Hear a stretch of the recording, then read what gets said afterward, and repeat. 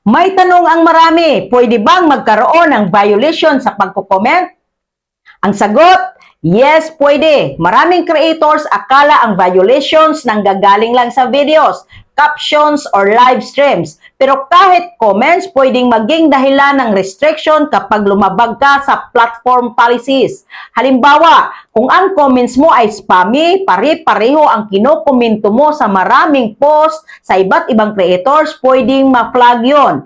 Kung puro follow me, visit my page o aggressive self-promotion sa comment section ng iba, minsan tinitingnan yan bilang spam behavior. May violation din kung may harassment or bullying sa comments.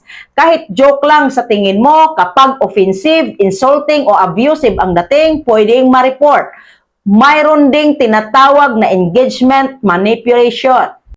Halimbawa, comment ka Dan, i-comment ko rin sa'yo, magpalitan tayo ng comments. Comment bait para lukuhin ang algorithm. Kapag manipulative ang intent, ayaw ng platforms niyan. May violation din sa misleading comments. Halimbawa, nagko-comment ka ng fake claims, fake income promises, fake medical claims, or misleading promotions. Pwedeng yung mag-trigger ng issue. At ito pa, kung nagko-comment ka ng suspicious links o pinagpapindot mo ang tao sa unsafe links, malaking red flag yun. Kaya tandaan, hindi dahil comment lang safe na. Sa digital space, behavior matters. Ako nga, sinasabi ko sa creators, treat your comments as part of your content.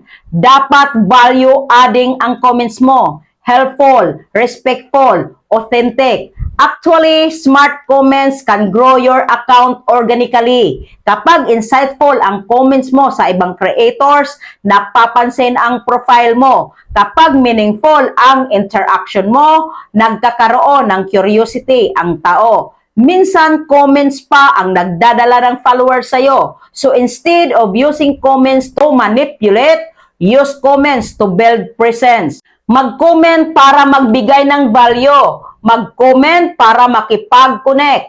Mag-comment para magtanim ng credibility. At tandaan mo ito, organic growth is never built on shortcuts. Even in comments, integrity matters. Kaya oo, pwedeng magkaroon ng violation sa pagko-comment. Pero pwede rin maging growth strategy ang comments kapag tama ang paggamit mo. Comment wisely, engage genuinely, grow organically. Are you learning? See you in the comment sections. Paki-like, follow, and share na rin for more tips.